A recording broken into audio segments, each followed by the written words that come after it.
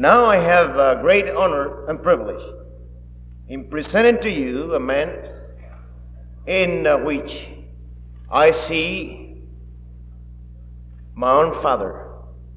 My father in Cuba was a career military man, an officer in the army, a man who did believe in freedom, one of these loyal soldiers who have a concept of duty, honor, and country like General MacArthur had. These men,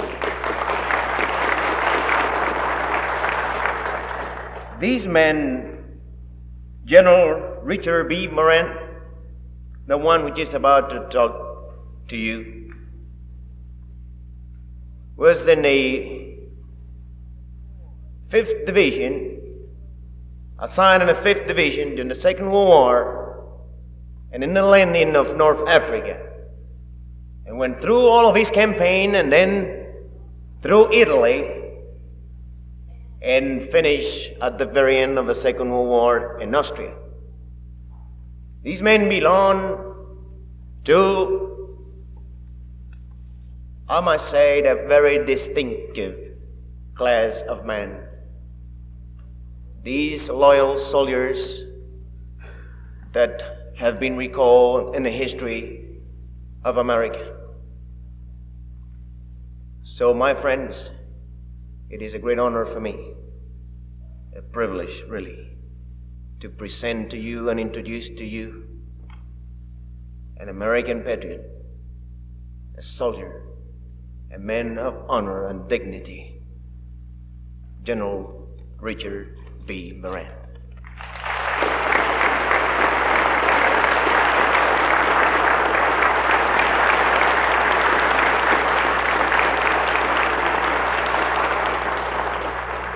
Thank you very much, Pedro.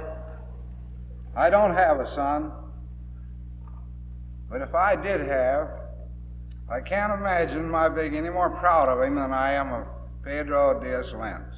He's a wonderful man.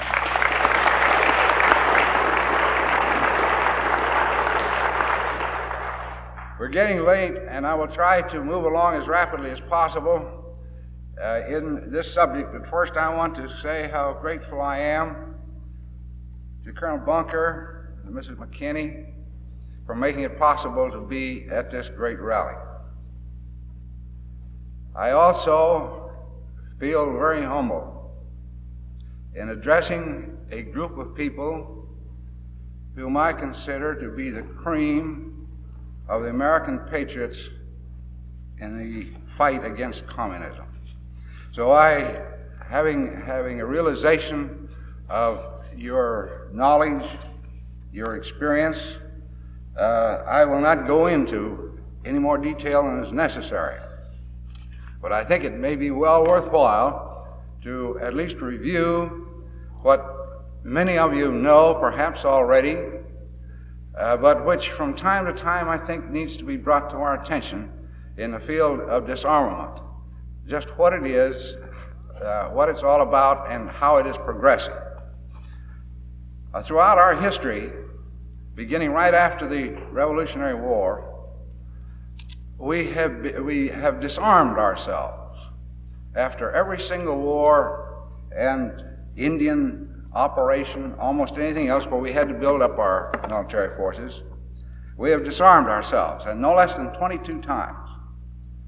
Now, our reasons for doing that cannot be criticized, because we had a lofty purpose of trying to persuade the world through our actions, our example, that we were not warlike and that we had no designs on people throughout the world. Now that was altruistic and honest, but it wasn't very wise.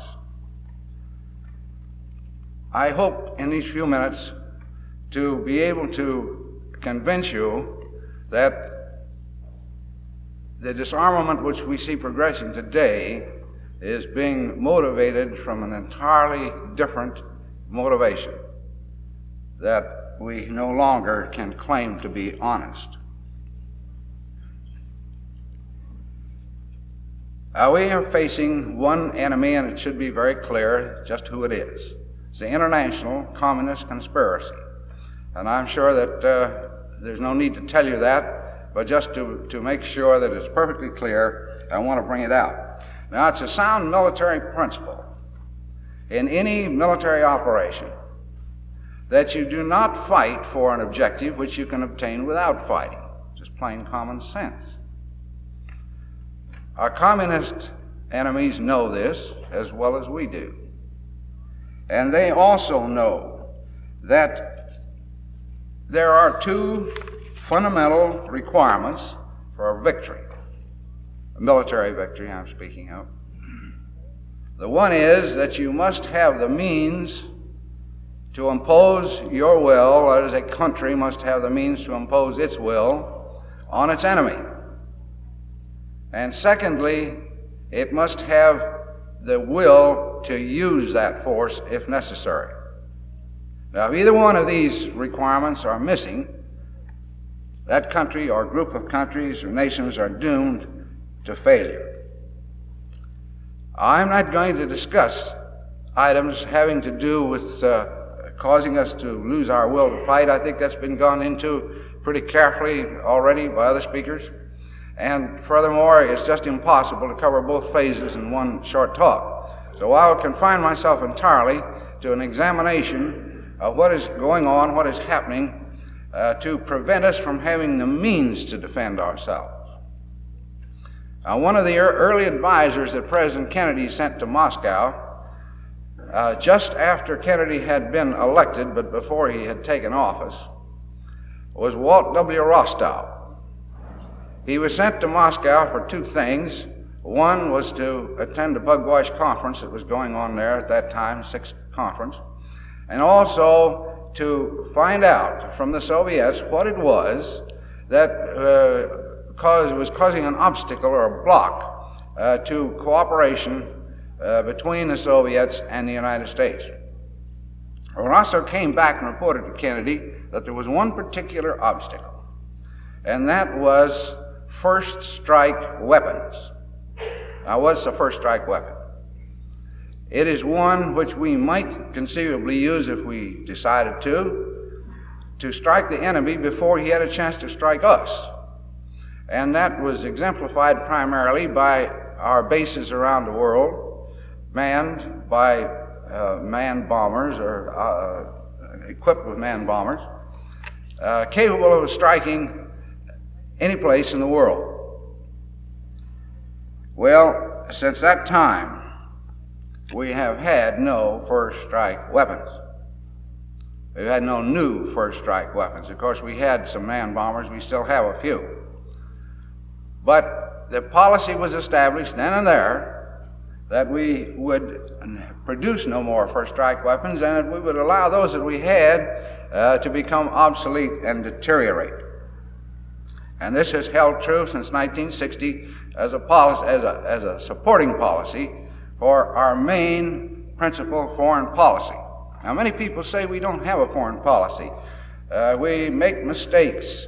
We're always bumbling. We're always doing the wrong thing. I want to stress right here and now that we have a very definite, a very specific foreign policy, and we have been following it ever since 1960 at least, and for probably before that time. And you can say it in 4 words: merger with the Soviets. And I challenge you, in your examination of news reports, to apply that policy to what you read and what you see being done, and ask yourself, is this action compatible with the foreign policy of merger with the Soviets? Now, Walt Rostow has written a book entitled United Nations in the World Arena. In this book, he advocates the abolition of the United States of America. He calls it, and I quote, an end to nationhood. On page 549 of the book, Rostow has this to say, and I quote, It is a legitimate American national objective to see removed from all nations, including the United States, the right to use substantial military force to preserve their own interests. Since this residual right is the root of national sovereignty and the basis of the existence of an international arena of power, it is therefore an American interest to see the end to nationhood as it has been historically defined. End of quote. Now that comes from the writing of Walt Rostow, who was the chief planner in the State Department. Now he goes on. In another one of his papers, he makes a plea that under no circumstances should the Allies, the American people, be allowed to influence American policy, American military policy, regardless of any pleas that they should make. Now, the temptation must be avoided to prolong or expand any crisis in an effort to degrade or embarrass the Soviets in the eyes of the world. He advocates gentle treatment of the captive nations and even goes so far as to say that no attacks should be made against their regimes, whatever the provocation, and that even criticism should be softened. Above all, he encourages, we must give no encouragement or support to uprisings in Eastern Europe, for example, Hungary. He says that should a national communist regime be established, we should make maximum effort to maintain it, to permit its survival, short of military action. You have just heard about Cuba, and you know a great deal about Cuba. Does this policy fit Cuba? I think it does. The core of Dr. Rostow's proposal is the assumption that the Soviet Union and its communist masters, are mellowing, that Russia is becoming a mature state, and that if we're only nice to the Russians, they will drop all of their suspicions against the free world, and peace will bloom. Now, the most amazing Rostow thesis is this, that both the United States and Russia are losing power in their respective areas, and that an area of overlapping interest is developing, in which meaningful agreements may be concluded between the communist and non-communist worlds. Mr. Rostow sees no victory of the United States over communism, nor of the free enterprise system over communism. In fact, Mr. Rostow is a man of little hope, and I think is the wrong man to be in the position he's in, directing the continuing view of American foreign policy.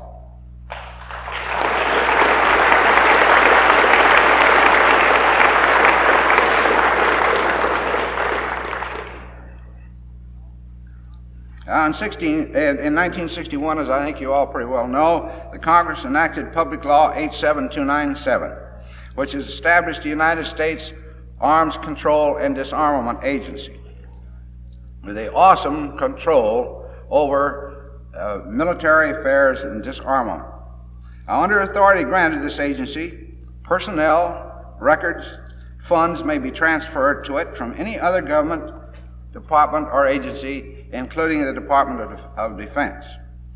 Now, the President may, in advance, if he so chooses, exempt actions of the director of this agency from the usual laws pertaining to the expenditure of money and the entering into of contracts,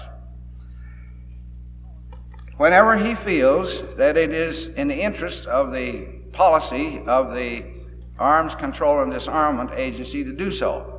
It's interesting to note, I think, that the Act reads not in the interest of the United States, but in the interest of the Disarmament Agency. Now, this leaves the agency free to spend the taxpayers' money in any way it sees fit.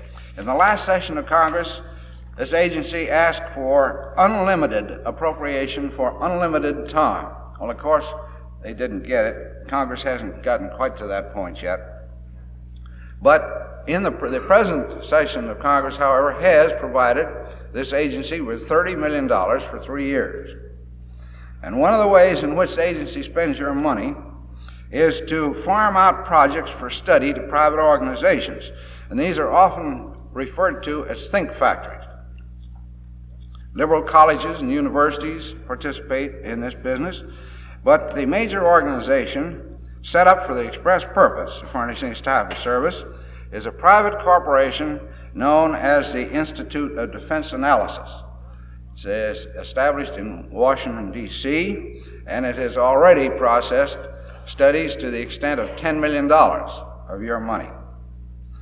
And it is solely, this organization does business solely with the United States government and almost exclusively with the Arms Control Agency. It was established by a $500,000 grant from the Ford Foundation. Its first president was Richard M. Bissell, a member of the Council of Foreign Relations. But Bissell has now been replaced. In the latter part of 1964, he was replaced by Dr. J.P. Ruina, R-U-I-N-A, who is a professor of electrical engineering at MIT and has on leave from his college. When these completed studies come back to the Disarmament Agency, they come back in small numbers. That is, the numbers reproduced, copies reproduced are small, and a very limited distribution is made to the top socialist planners in the government. And they, just as quietly and unobtrusively, put these policies into effect. And they have a built-in defense. If some particular action arouses public ire, they have a very nice defense. They say, well, this is not official government policy at all. This is just the opinion of a civilian author. So they can withdraw it if they want to. Now, one example of a study put out by the Institute was one by Dr. Morton H. Halpern, dated the 6th of October, 1961. And in it, Halpern suggests that even if the Russians do not disarm, we should do so anyway. And he says, and I quote, "Some of these steps might be taken unilaterally, either with the aim of inducing reciprocation or because they are valuable in themselves, independently of the Russian response," end quote.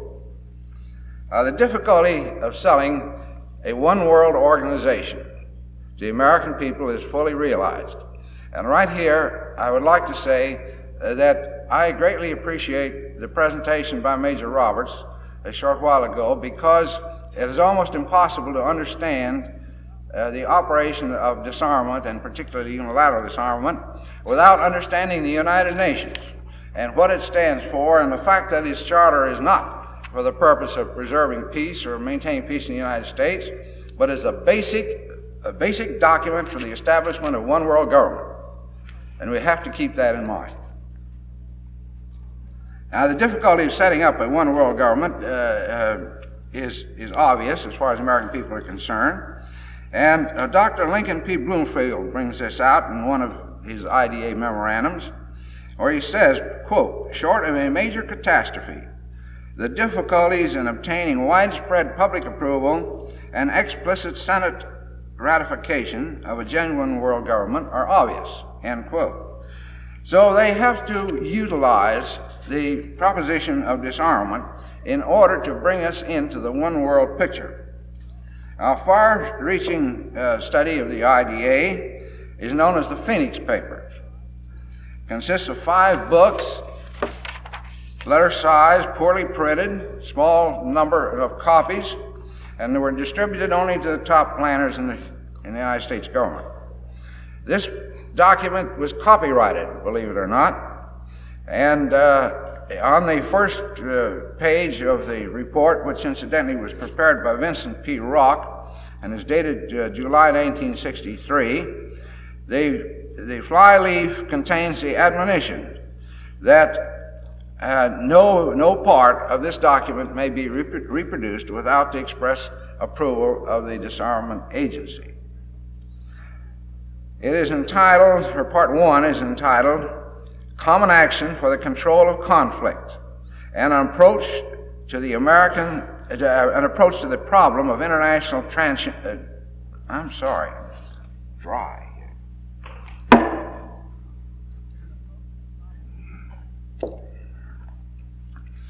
an approach to the problem of international tensions and arms control. And this study is reported to have cost the taxpayers some $78,000. It's impossible to go into the provisions of it here in the time available, but I want to give you just a very little of it to give you an idea, a sampling of what it is. There are many objectives stated in the Phoenix Papers, and one of them is gradually to replace the policies of force by a policy of consent conducted in an environment of intricate interdependence. And I might say ahead of time that this whole paper is written in dialectics, it's written in double talk, and even as many times as you read it over, it doesn't make good English.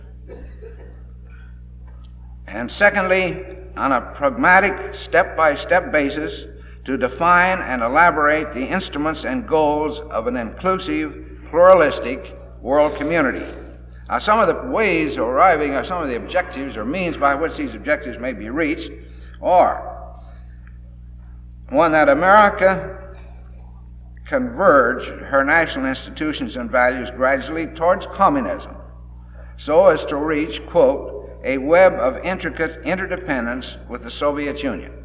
Two, that the U.S. work towards arms equality with the Soviets and, quote, encourage development of mutually invulnerable strategic weapon systems, end quote.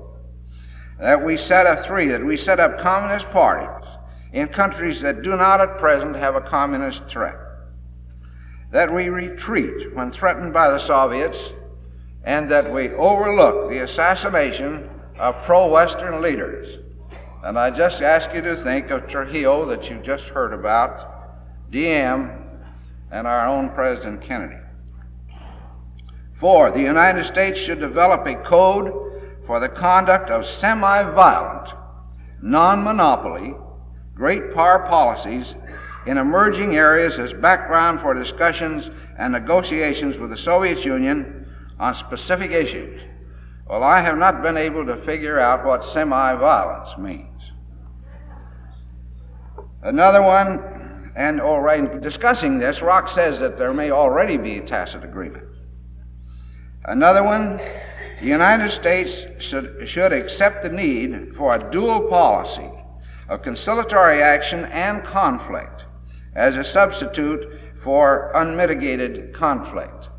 And I think that is well illustrated in our action in Vietnam. We must fight the communists some. We must appear to be fighting communism. But we must never let it go too far, so far as to win. And at the same time, we must help the communists out in other ways so that they will understand that we're really their friends and this is just being put up for a front. Now, there are many more recommendations in the Phoenix Papers, and they have to do with things other than military.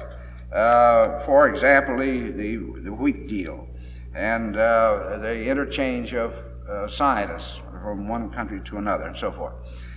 And part 4 of the Phoenix paper, the author states, and I quote again, "Today the United States and the Soviet Union combine have for all practical purposes a near monopoly on the force of the world. If the use and direction of this power could somehow be synchronized, stability and even unity might be within reach." End of quote.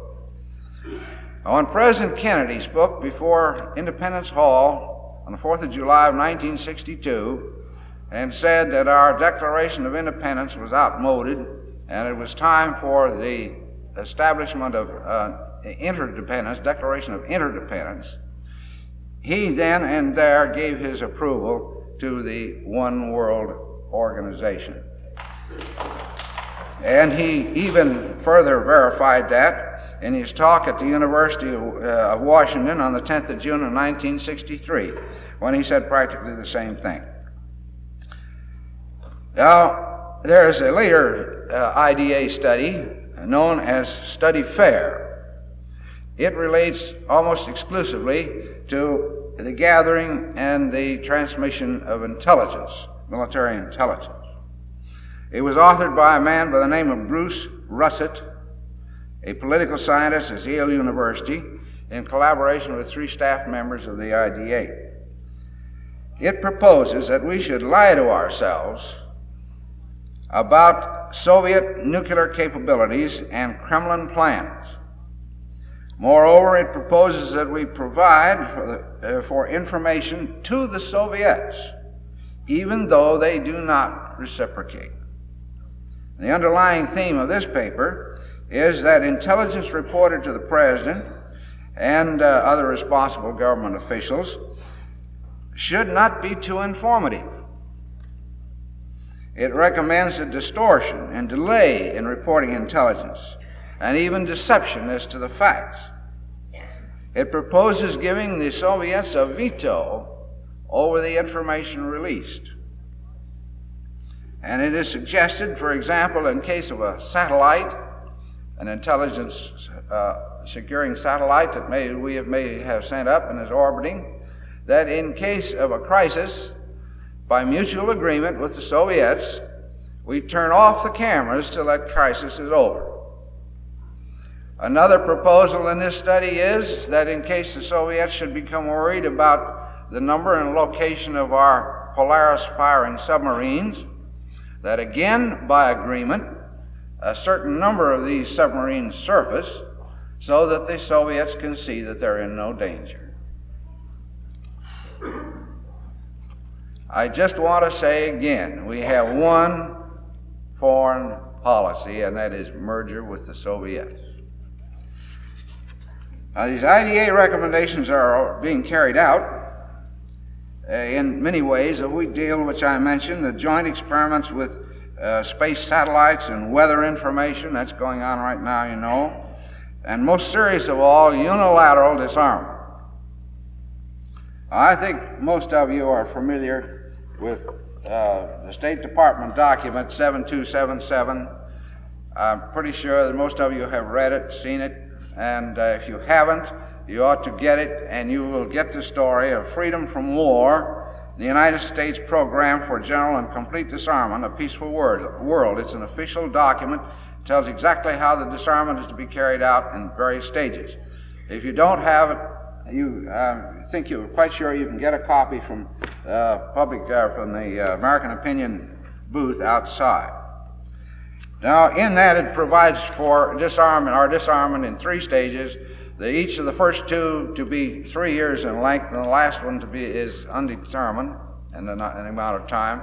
And it is exactly, or almost exactly, a carbon copy of a similar plan presented by Khrushchev in 1960 to the United Nations, and ours was presented exactly 1 year later in 1961.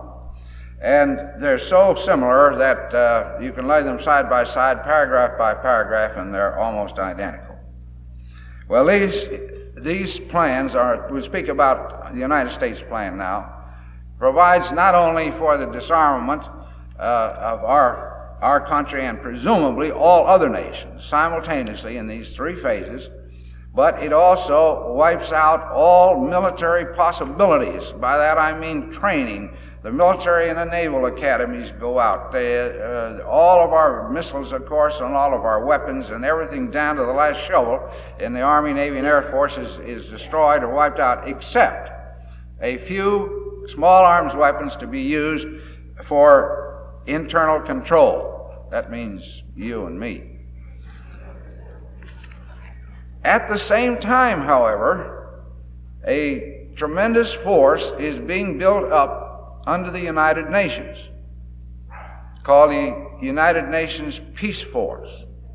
So you see, this is not a plan for disarmament at all. It is a plan to transfer our means of defense to an international organization, and then we can never defend ourselves again.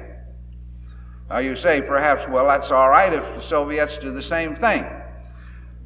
But with an organization, a nation that has repudiated 52 out of 53 treaties with us already, do you think there's any chance of the United Nations with the Soviets complying with this plan even if they signed it? I don't think there is. Now, when the Soviets ratified the Moscow Test Ban Treaty on the 24th of September 1963, it tied the hands of the United States against all atmospheric testing, in fact, all testing except underground. But it left since it left the underground testing, it provided the Soviets an opportunity to catch up with the atmospheric testing which they had carried on during our so-called gentleman's agreement of 3 years, in which they broke. So presumably they have all of the atmospheric testing they want, but if they don't have, it's very easy to move over into China and get it done anyway, while our hands are completely tied. Now, in his testimony during the hearings under this treaty, General Thomas S. Power, who's recently retired as commander of the Strategic Air Force, or Strategic Air Command, testified that none of our missiles, except the Polaris, had ever been completely tested with its warhead attached. So that we really don't know whether the missiles we do have will fire. And Senator Strom Thurmond said at one time that in his opinion, he believes not more than a third of them could be fired if we needed them. Now, all of our first strike weapons, as I said, have been eliminated or rendered inoperative. Since 1960, not a single new weapon system has been developed. All of our manned bombers are being phased out. We haven't placed an order for any manned bombers for some time. Airplanes become obsolete very rapidly, especially military aircraft, so that when these that we have now are gone, we'll have no more under present plans. A B-70, you've heard a good deal about the B-70. It was supposed to be a tremendous high-flying manned bomber capable of very high speeds and carrying a missile which could be dropped at say 1,000 miles away from the Soviet target, and the plane keep out of the way of fighter aircraft and anti-aircraft. 3 successive Congresses have provided the money for development of this aircraft, but it has never had a military mission assigned to it and has never been developed as a military aircraft. 2 flying models have been produced, both of which are simply flying laboratories.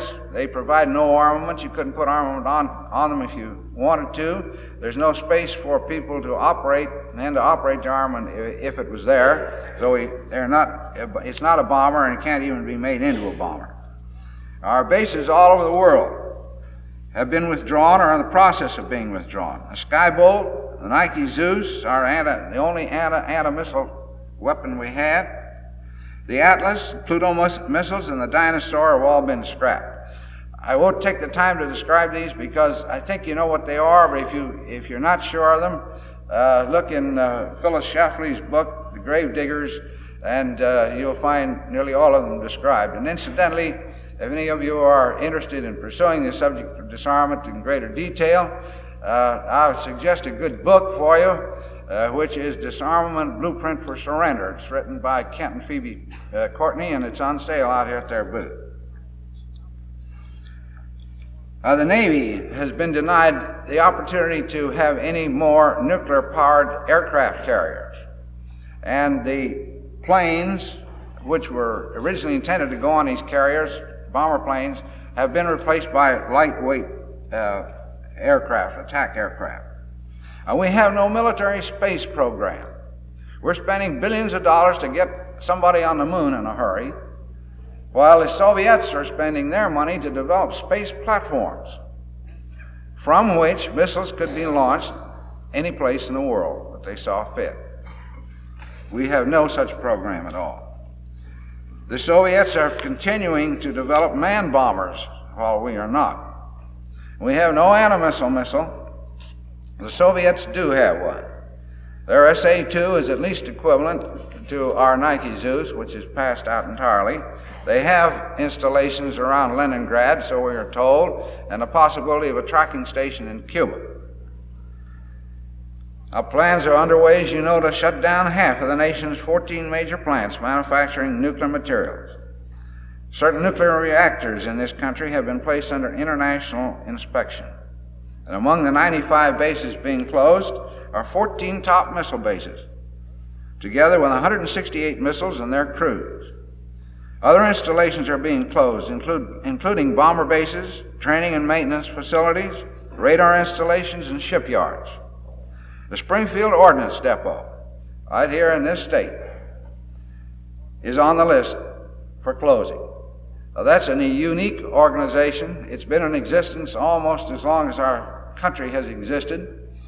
It is the chief point of research and development for small arms, and over the years has developed a cadre of about 170 qualified ballistic scientists who are capable of designing and developing small arms. I understand that due to pressure, actual closing of the Springfield Ordnance Depot has been suspended, and I hope that's true. But it was on the list initially and may still be closed.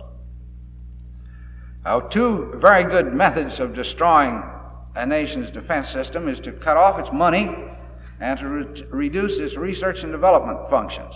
And both of these are being employed. You have seen that the only savings that the so-called Great Society has achieved so far, or claims they've achieved, have come out of defense, nowhere else.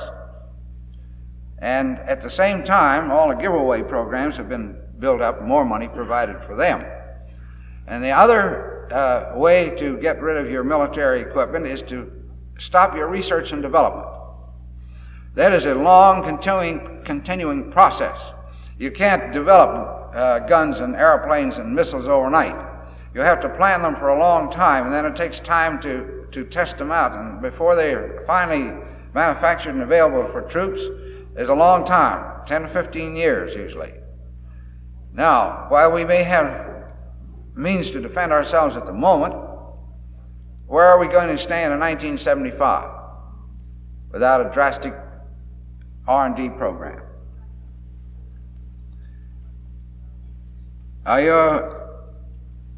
You, I think, are familiar with what is known as the DEW line, the distant early warning line that runs across Canada and is due to protect us, intended to protect us, give us warning of flights over the North Pole. That DEW line had been extended some 300 miles east and west on the oceans by means of ships. Well, the Defense Department has announced that these extensions, both east and west, are being withdrawn, and they will be completely withdrawn by the end of 1965. Reserve and National Guard units are being consolidated. In Texas, for example, a consolidation amounts to 42% in units and 17% in personnel, total overall reduction. That is, the combined reserves and National Guard will be reduced that much in Texas, and I imagine it's probably true in most other states. Another great disadvantage to that is that many divisions are being wiped out entirely and replaced with brigades. A division is a self-contained unit. It has a headquarters, it has a staff, it has supporting units, medical, ordnance, signal corps, and so forth, to enable it to operate independently over a period of time. The brigade has no such facilities at all. It's purely a combat unit. Now, many divisions who have fought through the wars and have developed great traditional histories of valiant defense of this country are being wiped out. Now, due to the efforts of the Reserve Officers Association and many patriotic organizations, I now read in the papers that the Secretary of Defense, the Secretary of Elimination of Arms, has decided that he won't put this into effect right away. So here is one example, at least, in which a number of people being concerned about something and doing something about it, contacting their congressmen or working through their veterans organizations and so on, has caused a slowing up of this and perhaps may even save the reserve. I don't know. Another proposal we have is to sell about $1.1 billion worth of arms, small arms and weapons, to our allies each year. If we've got so much, I don't know why we have to spend money to get more for our own and then sell it to our allies. But anyway, supposing this is done, and it is done over a period of several years, it's a certain fact that the American soldier, if he does get into a war, is going to face lead and weapons made in the United States because our allies sell to our enemies.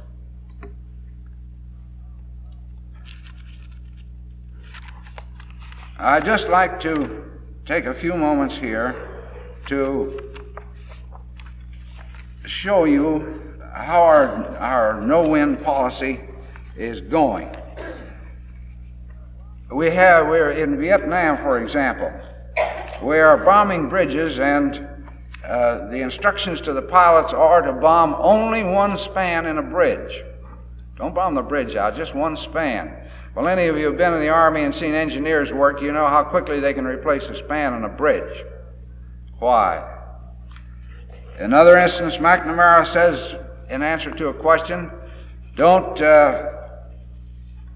bomb the nuclear installations that are being installed around Hanoi. They'll be back in 5 years. We've at least gotten the chairman of the Armed Services Committee in Washington, Mendel Rivers, a little bit concerned apparently because he sent a group now over into Vietnam to see what's happening over there. And he says in his instructions to his subcommittee to find out what is needed to win the war. Well, maybe Mr. Rivers isn't up on the American policy, because he says in a press dispatch of the 14th of June, he says to find out whether a military victory is possible under the Johnson administration. And then he goes further on down and points out that so far we have indicated no desire to win in Vietnam, and he's concerned about it. Well, he just hasn't been reading Rostow, that's all. Now, one more point, and I will close. I mentioned the Phoenix Papers, and I mentioned the study fair, and we now have the latest one that I've been able to find out is an Air Force contract from North America. It's North American Aviation.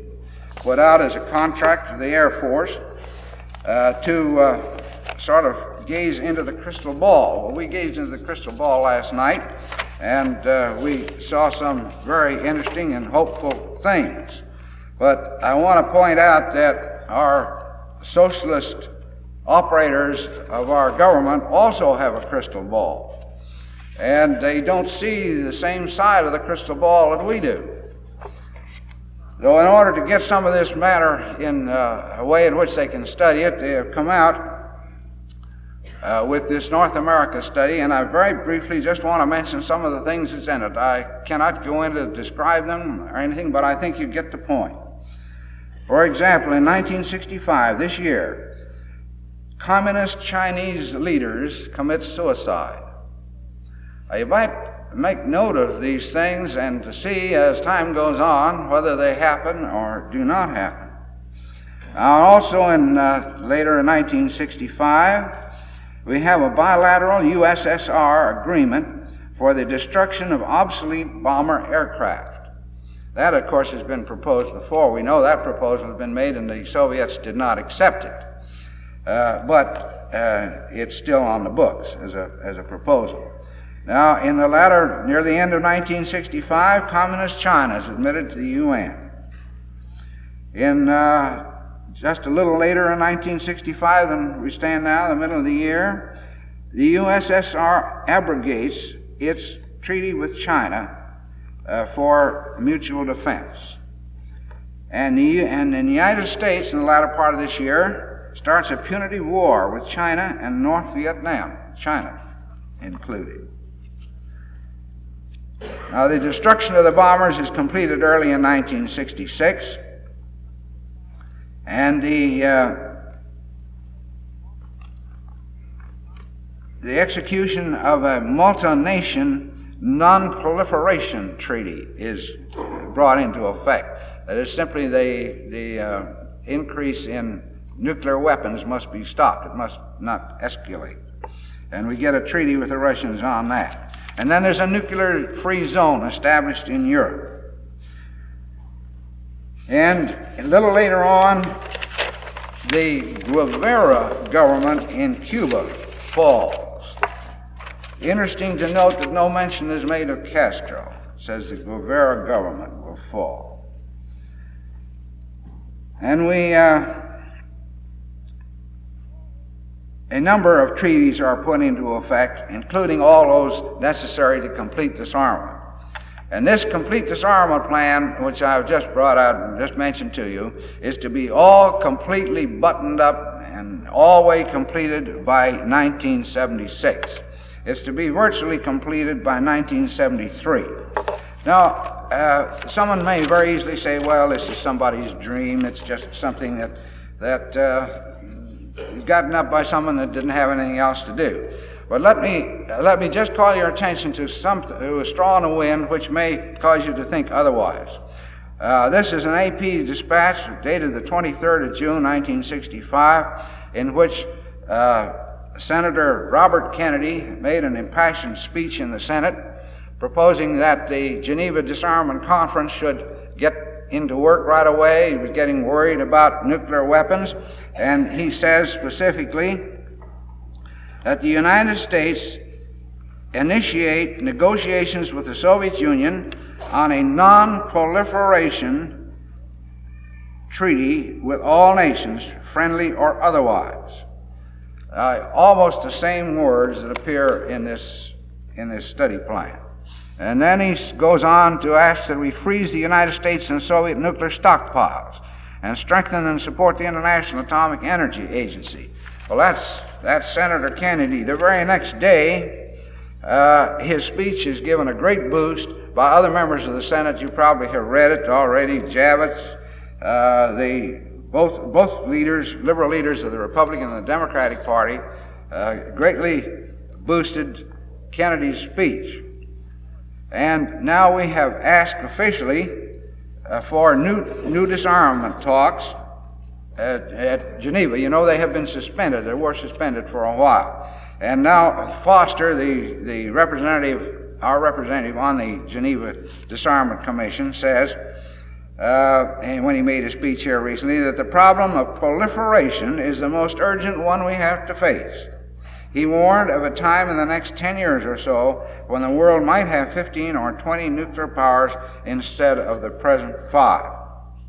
I think I've said enough and shown you enough here that we are in a process of unilateral disarmament. No agreement involved in it at all. We're doing it unilaterally.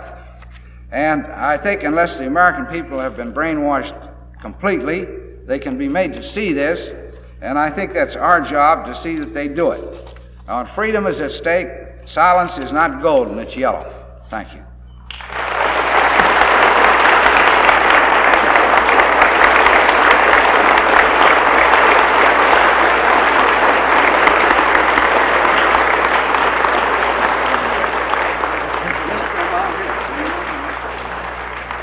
Ladies and gentlemen,